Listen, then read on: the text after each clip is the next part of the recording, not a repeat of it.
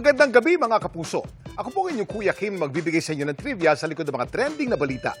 Gumapang ang pangamba sa isang tahanan sa Caloocan. Ito kasing mga nakaraang araw habang malakas ang buhos ng ulan, binisita sila ng tila unwanted visitor sa bahay.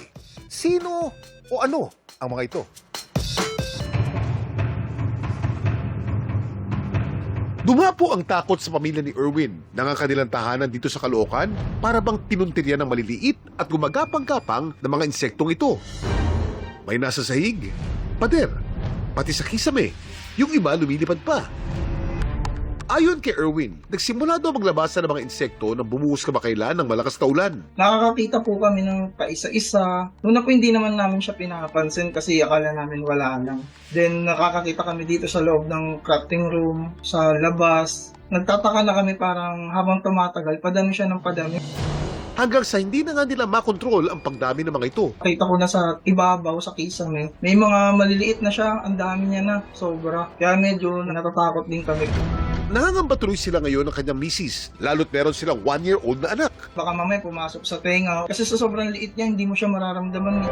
Pero ano nga ba ng trespass sa bahay ni na Erwin at saan sila galing?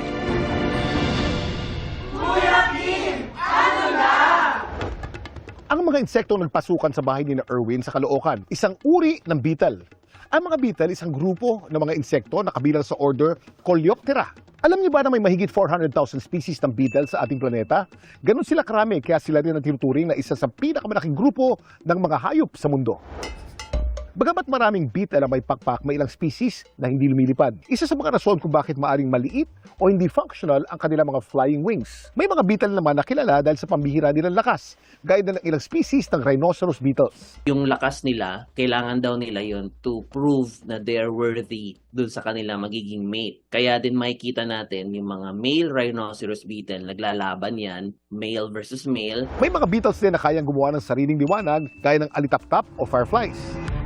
Pero ano naman kaya ang beetle na pumuntirya sa tahanan ni na Erwin? Merong dalawang species na ganun yung itsura. One is the cigarette beetle or Lashoderma sericone. And yung isa, nakamukhang kamukha naman, ay drugstore beetle or Stegobium paniceum. Yung dalawang species na yon ay very prevalent sa mga post-harvest products.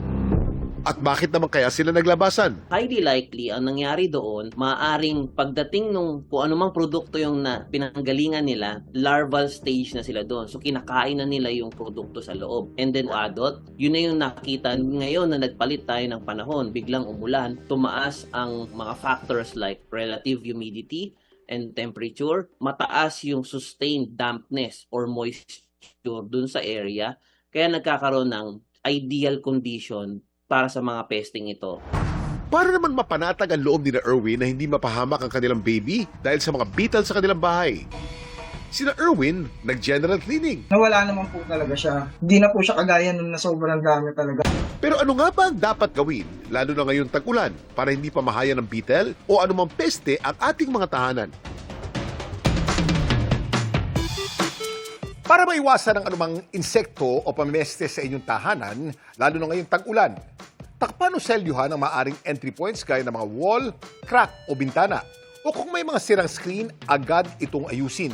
At sakaling may naipong tubig o standing water sa inyong tahanan bunsod ng ulan, agad itong tanggalin o linisin dahil maaari itong pamugaran ng mga insekto at magdulot pa ng sakit. Makakatulong din ang paglalagay ng mga dehumidifier para maalis ang moisture na kailangan ng mga insekto para mabuhay. Samantala, para malaman ang trivia sa likod ng viral na balita, i-post o i-comment lang. #Kuya Kim, ano na? Laging tandaan, importante ang may alam. Ako po si Kuya Kim at sagot ko kayo 24 oras.